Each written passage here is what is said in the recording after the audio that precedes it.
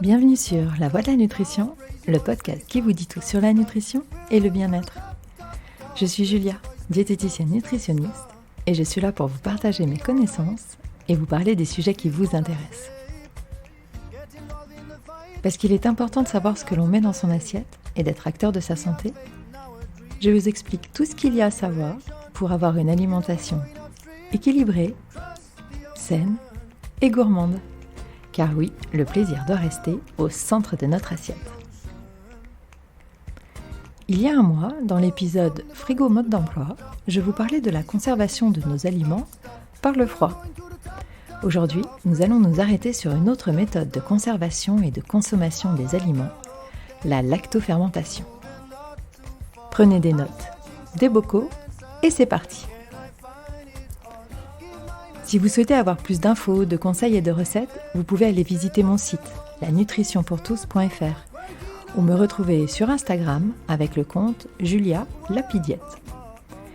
Et si vous avez encore plus de questions ou besoin d'un accompagnement personnalisé sur Lyon ou à distance grâce à la visio, n'hésitez pas à me contacter. Mais quoi qu'il arrive, n'oubliez pas que votre santé et votre corps méritent le meilleur. Alors, ne les confiez pas à n'importe qui.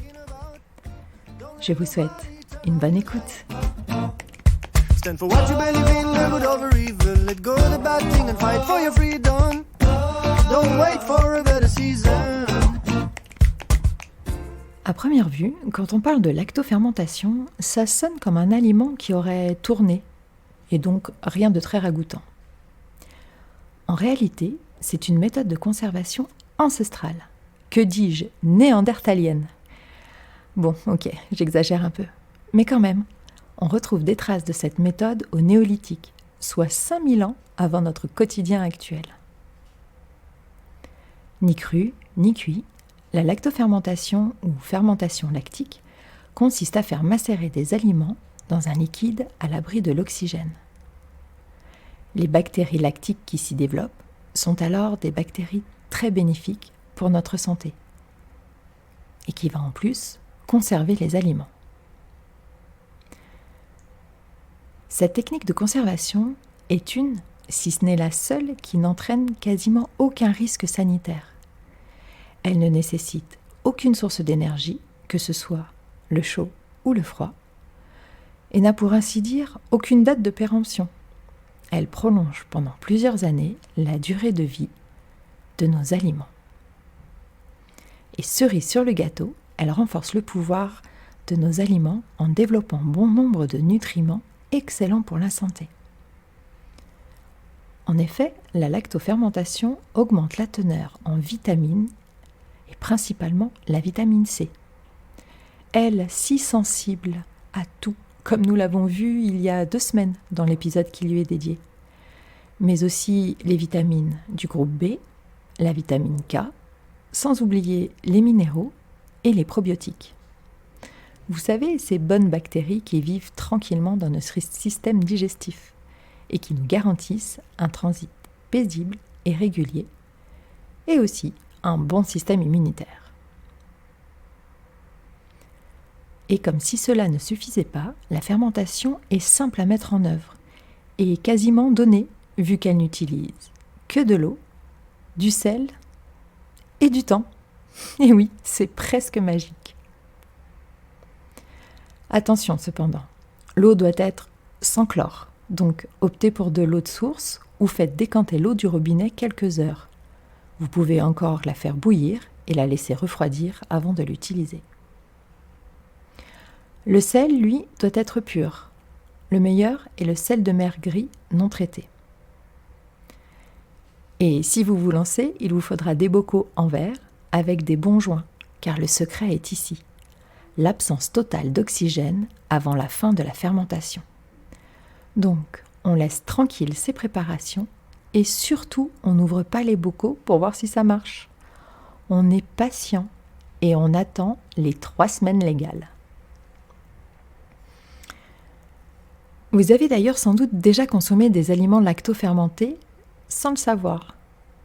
Si je vous dis cornichons, pickles, choucroute, et peut-être même bu des boissons lactofermentées, comme le kombucha ou le kéfir. Mais il y a aussi la pâte de miso, le gnocchman, pour les friands de plats asiatiques. Et dire que vous faisiez du bien à votre santé sans le savoir. On peut lactofermenter tous les légumes. Les choux, les haricots, les fèves, les carottes, les cornichons, les oignons, l'ail, les concombres, les radis, les betteraves, et j'en passe. Les légumes d'hiver se tiennent mieux, qu'ils restent plus fermes, car ils contiennent de base moins d'eau. Mais pourquoi pas utiliser des tomates lactofermentées pour réaliser une belle sauce tomate en janvier? Ça ne se refuse pas. Car un des avantages est de pouvoir mettre en bocal les légumes et fruits d'été pour se faire plaisir en hiver. Car oui, on peut aussi fermenter les fruits. Citron, pommes, cerises. À votre guise. Côté mise en pratique, on ébouillante ces bocaux. C'est préférable pour les débarrasser de toute bactérie ou autre agent pathogène. On s'assure de leur bonne étanchéité grâce à des joints propres et en bon état. On lave et on épluche les légumes, sauf s'ils sont bio, et même si la lactofermentation diminue la teneur de pesticides, cela peut aussi ralentir le processus. On les découpe selon son humeur et l'utilisation que l'on souhaite en faire. Rondelles, bâtonnets, tronçons ou râpés, faites-vous plaisir et soyez créatifs.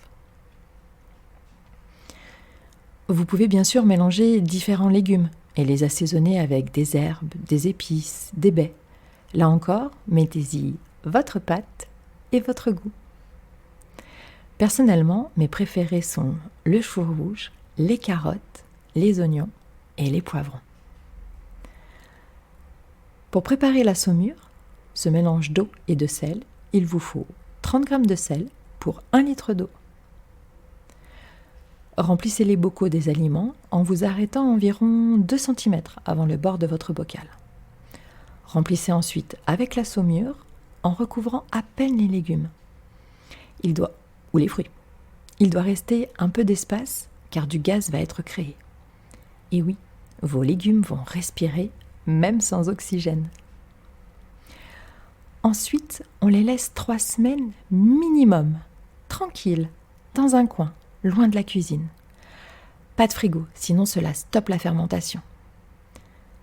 La fermentation démarre au bout d'une petite semaine, selon la température ambiante. Des bulles peuvent se former, voire de la mousse, une décoloration peut apparaître. La saumure peut devenir laiteuse, le liquide s'évaporer en partie. Bref, ça va vivre sa vie et il faudra laisser faire sans y toucher. Vous aurez juste le droit de regarder, et encore, pas trop intensément, certains légumes pouvant être timides. Sachez que plus vous attendez, plus les saveurs des aliments vont se développer et celles de la saumure s'amoindrir. Certains aficionados recommandent de les consommer entre le 4e et le 6e mois précisément. Une fois le processus de fermentation terminé, les bocaux se conservent plusieurs années, sans les ouvrir bien sûr.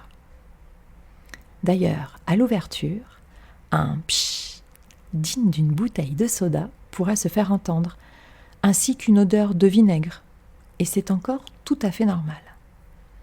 La seule chose qui doit vous faire renoncer est une odeur de pourriture qui ne laisse aucun doute. Une fois ouvert, conservez le bocal au frigo, sans limite de date, juste celle de votre gourmandise. J'espère, comme toujours, que vous avez appris des choses dans la construction de votre alimentation, santé et plaisir. Si vous avez aimé ce podcast, n'hésitez pas à le partager pour faire du bien autour de vous. Vous pouvez aussi vous abonner sur l'application avec laquelle vous l'écoutez pour recevoir gratuitement les nouveaux épisodes chaque semaine. Pour continuer à faire connaître mon travail, pensez à mettre 5 étoiles sur Apple Podcast, sur votre iPhone ou celui des copains ou des collègues. Et laissez-moi un commentaire ou une envie de sujet, j'y répondrai avec plaisir.